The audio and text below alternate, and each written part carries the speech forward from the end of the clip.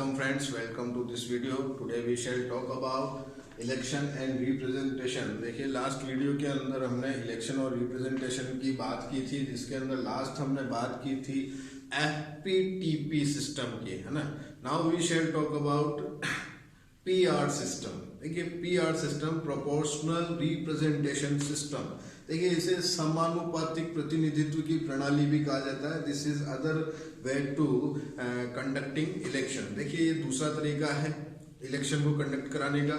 पहले हमने जो आगे सबसे आगे वो जीते उसकी बात की। अब हम यहाँ रिप्रेजेंटेशन के लिए, है ना, कोई कैंडिडेट के लिए बात नहीं करेंगे, एक पार्टी के लिए बात करेंगे कि भाई किस पार्टी को मतलब कि पहले तो जैसे कि लास्ट जो सिस्टम हमने पढ़ा था उसके अंदर FPTP के अंदर ये बताया था कि मैंने कि वोटर्स चूज देयर रिप्रेजेंटेटिव, है ना, कि भाई वोटर उनके प्रतिनिधि चुनते थे उसके अंदर। अब इसके अंदर क्या होता है कि इसके अंदर भी खड़े तो प्रतिनिधि खड़े होते हैं, लेकिन यहाँ वोटर्स जो होते हैं वो प्रतिनिधि को वोट ना देकर पार्टी को वोट देते हैं कि भाई कितने वोट, किस पार्टी को हमको कितनी सीटें देनी है सदन के अंदर, लेकिन सीटें आवश्यक रूप से दी जाएगी, है ना, सीटें जरूर मिलेगी। तो यहाँ वोटर्स पार्टी को चुनते हैं न कि कैंडिडेट को, ठीक है। तो अब इसकी हम बात करें। देखिए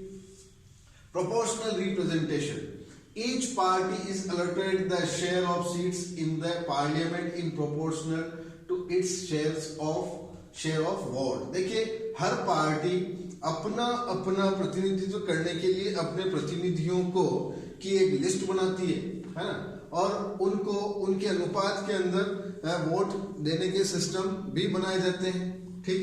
अब देखिए इसके अंदर ये होता है कि each party has a minimum Kota of seats, कि भाई हर पार्टी को इतने वोट तो मिलने ही चाहिए। एक मिनिमम क्राइटेरिया डिसाइड कर लिया जाता है जिसे हम कहते हैं कोटा, कि भाई एक आदमी को सदन में बने रहने के लिए या एक पार्टी को हाउस के अंदर बने रहने के लिए इतना मिनिमम तो वोट मिलना ही चाहिए, है ना। इससे भी अगर को कम वोट परसेंटेज मिलते हैं तो वो आउट हो जाती है इस इस इलेक्शन के अंदर से, ठीक है।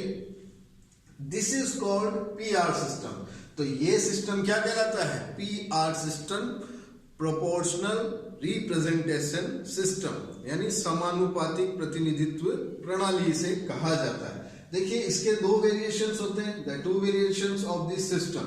फर्स्ट है जो हमें इजराइल और नीदरलैंड में देखने को मिलता है, और सेकंड है अर्जेंटीना एंड पुर्तगाल में देखने के लिए मिलता है। देखिए लाइक इजराइल एंड नीदरलैंड, इसकी बात करें, देखिए entire country is divided into one constituencies, कि पूरे कंट्री को एक निर्वाचन क्षेत्र मान लिया जाता है ना, कि भाई जहां भी वोट पड़ेगा वो सीधा एक निर्वाचन क्षेत्र, यानी कि अलग अलग, जैसे मैंने बात की थी लास्ट वीडियो में कि भाई अपने इंडिया के अंदर 543 कॉन्स्टिट्यूएंसीज के अंदर डिवाइड किया गया था इंडिया के अंदर। ये 543 कॉन्स्टिट्यूशन में डिवाइड ना करके ऑल इंडिया को एक कॉन्स्टिट्यूएंसी मान लिया जाता है और उसके अकॉर्डिंग ही फिर वोट पड़ते हैं, ठीक है। तो ऐसा सिस्टम हमें देखने को मिलता है इजराइल और नीदरलैंड में। Each party according to its share of votes in national election, कि भाई हर पार्टी अपना शेयर बनाती है। जो राष्ट्रीय चुनाव होते हैं, नेशनल इलेक्शन होते हैं, उसके अंदर हर पार्टी अपना एक शेयर बनाती है कि भाई मेरे को इतने वोट मिले तो मेरी इतनी सीटें सदन में या हाउस में होगी, ठीक है। तो ये ऐसा सिस्टम हमें इजराइल और नीदरलैंड में देखने को मिलता है। Second is the country is divided into several multi member constituencies. भाई जो अब देखिए इसके अंदर क्या होता है कि पूरे देश को, कंट्री को अलग अलग छोटे छोटी कॉन्स्टिट्यूएंसीज के अंदर बांट दिया जाता है। ऐसा सिस्टम हमें अर्जेंटीना और पुर्तगाल में देखने को मिलता है, ठीक है। फिर बात करें, each party prepares a list of candidates for each constituency.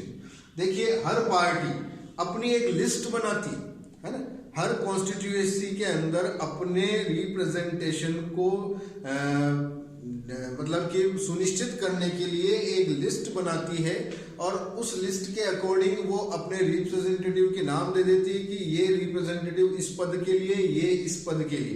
तो उसके अकॉर्डिंग जैसे फिर जो वोटिंग सिस्टम होता है, वोट पड़ते हैं वो उनके प्रेफरेंस के अकॉर्डिंग मिलते हैं उनको। ठीक, देखिए अब बात करें both variations. In both variations voters give vote a party not a candidate। ये बात मैंने आपको पहले भी कही कि हर इन दोनों सिस्टम के अंदर कि जो वोटर्स होते हैं वो अपने वोट कैंडिडेट को ना देकर पार्टी को देते हैं। तो यहाँ क्या एक चीज नई निकल के आ रही है सामने कि भाई पार्टी कितनी पॉपुलर है ना, उस पार्टी को उसकी पॉपुलैरिटी के अकॉर्डिंग वोट मिलते हैं, न कि उस रिप्रेजेंटेटिव को, उस कैंडिडेट को मिलते हैं। ठीक है, कैंडिडेट किसी को भी खड़ा कर दिया जाए लेकिन वोट मिलेगा पार्टी को और सुनिश्चित होगा कि इस पार्टी को हाउस के अंदर इतनी सीटें मिलनी चाहिए, इट इज नेसेसरी। ठीक है, तो ये चीज है पीआर सिस्टम के अंदर। अब देखिए in India PR system limited scale for indirect election. देखिए भारत के अंदर भी ये पीआर सिस्टम देखने को मिलता है जो लिमिटेड स्केल पर देखने को मिलता है और इसे हम इनडायरेक्ट सिस्टम कहते हैं, इनडायरेक्ट डेमोक्रेसी इनडायरेक्ट इलेक्शन कह सकते हैं, अप्रत्यक्ष चुनाव कहते हैं, है ना। तो ये हमको भारत में एक इसका एक थर्ड और एक कॉम्प्लेक्स जो सिस्टम है ये इसमें देखने को मिलता है थर्ड इसमें इंडिया के अंदर। देखिए the constituencies prescribes A third and complex variation for president, vice president, Rajya Sabha, Vidhan Parishad members. देखिए अभी मैंने इसके लिए लिखा है ये जो कॉन्स्टिट्यूएंसीज जो होती है ना, इसके अंदर जो ये तीसरा और जटिल रूप जो देखने को मिलता है वो इंडिया के अंदर देखने को मिलता है ना।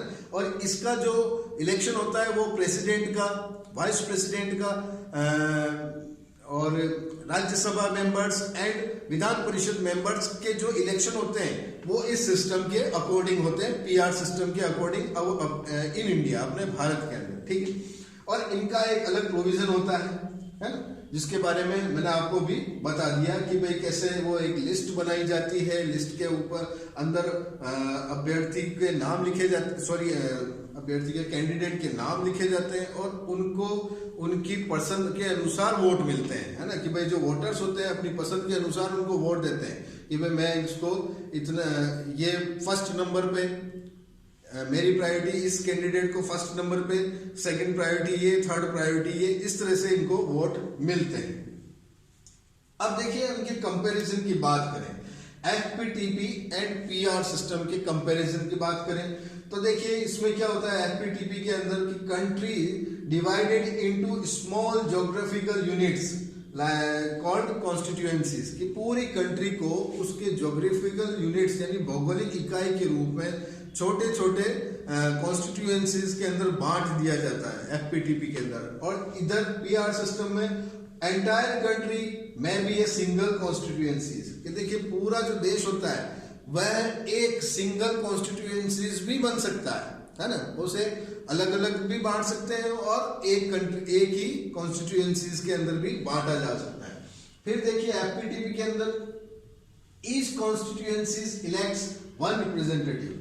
अब देखिए हर कॉन्स्टिट्यूएंसीज के अंदर, हर निर्वाचन क्षेत्र के अंदर एक रिप्रेजेंटेटिव इलेक्ट किया जाता है, एक रिप्रेजेंटेटिव का इलेक्शन होता है ना, यानी एक प्रतिनिधि वहां से चुनता है, चाहे वो किसी भी पार्टी का।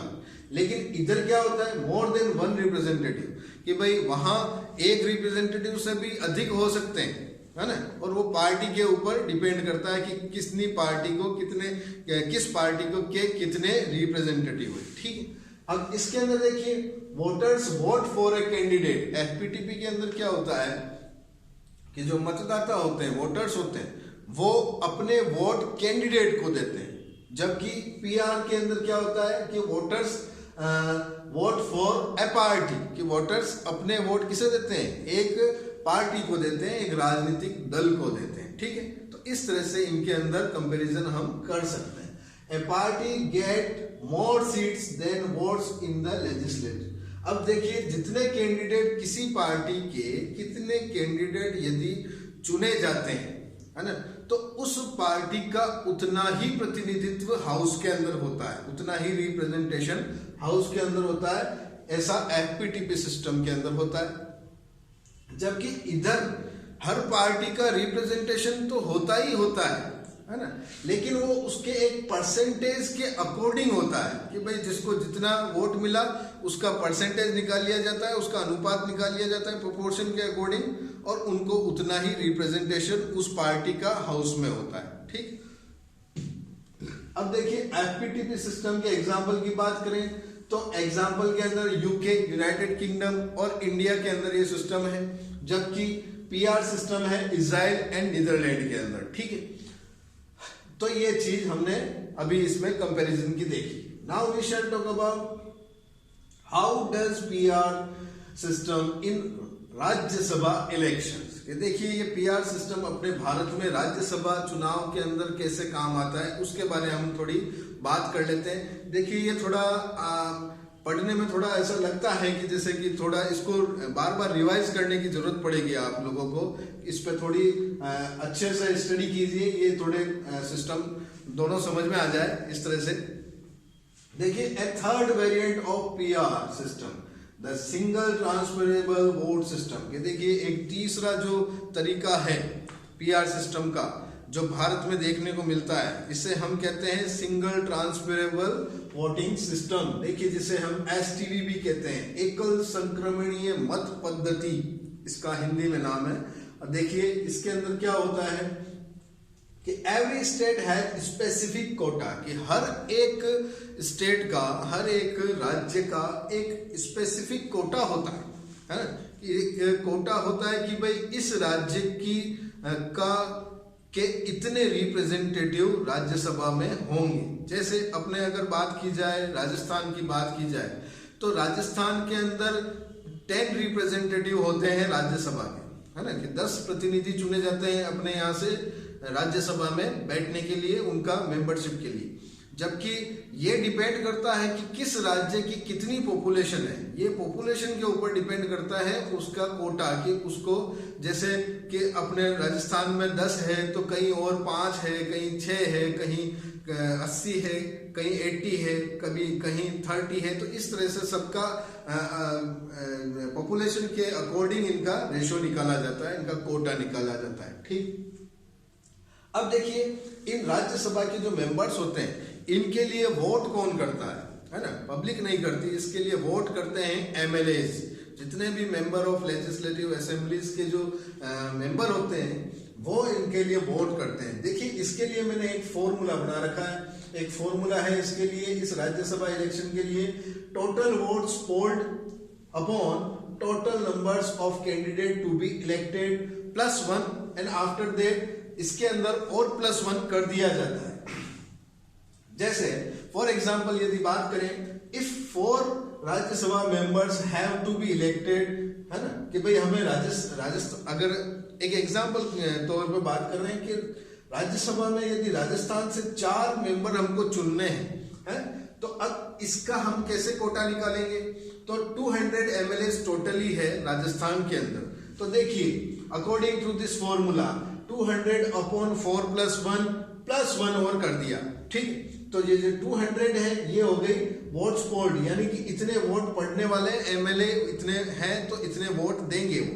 इसके अंदर हम क्या कर देते हैं, इसमें डिवाइड कर देते हैं 4 +1, फिर +1 कर देते हैं तो निकल के आता है 200 अपॉन 5, फिर 40 +1 = 41 वोट्स। यानी एक कैंडिडेट को चुनावी रेस के अंदर बने रहने के लिए इतना मिनिमम वोट चाहिए ही चाहिए, 41 वोट उसको चाहिए। यदि इसके अंदर उस कैंडिडेट को 41 से कम वोट मिलता है तो वो चुनावी रेस से बाहर हो जाता है, और उसको मिले हुए जितने वोट हैं वो सारे वोट जो ऊपर के जो कैंडिडेट हैं उनके अंदर डिवाइड हो जाते हैं। तो जो व्यक्ति नीचे से निकलता है तो ऊपर वाला सिस्टम, ऊपर वाला कैंडिडेट और ऊपर हो जाता है, तो उसके वोटिंग परसेंट और बढ़ जाते हैं। तो इस तरह की ये जो मेथड है ये तब तक चलता है जब तक हमें जो एक निर्धारित संख्या है मेंबर्स की 4, जैसे 4 मेंबर्स ना मिल जाए तब तक ये सिस्टम चलता है। जैसे कि भाई ऐसे इसके अंदर यूं हो सकता है जैसे कि 10 कैंडिडेट खड़े हुए हैं, 10 कैंडिडेट के अंदर जिसको सबसे ज्यादा वोट मिले वो तो अंदर चुनावी रेस में आगे है ही है, उसके बाद उसके नीचे वाले को, और जिसको सबसे कम वोट मिले वो नीचे से हटते जाते हैं। और ये प्रक्रिया तब तक चलती है जब तक हमें एक निर्धारित संख्या, ये हमारी जो निर्धारित जो डिजिट है 4, ये नहीं मिल जाता, तब तक ये प्रक्रिया चलती रहती है। ऐसा सिस्टम हमारे राज्यसभा के इलेक्शन के अंदर देखने को मिलता है भारत के अंदर। तो देखिए इस सिस्टम को आई होप आपको समझ में आया होगा। आप लोग इसकी प्रैक्टिस कीजिए, proportional representation and comparison of FPTP system and PR system. ठीक है, तो आप इनके नोट्स बनाइए, नहीं समझ में आए तो हमें पूछ सकते हैं। That's all for today, thank you.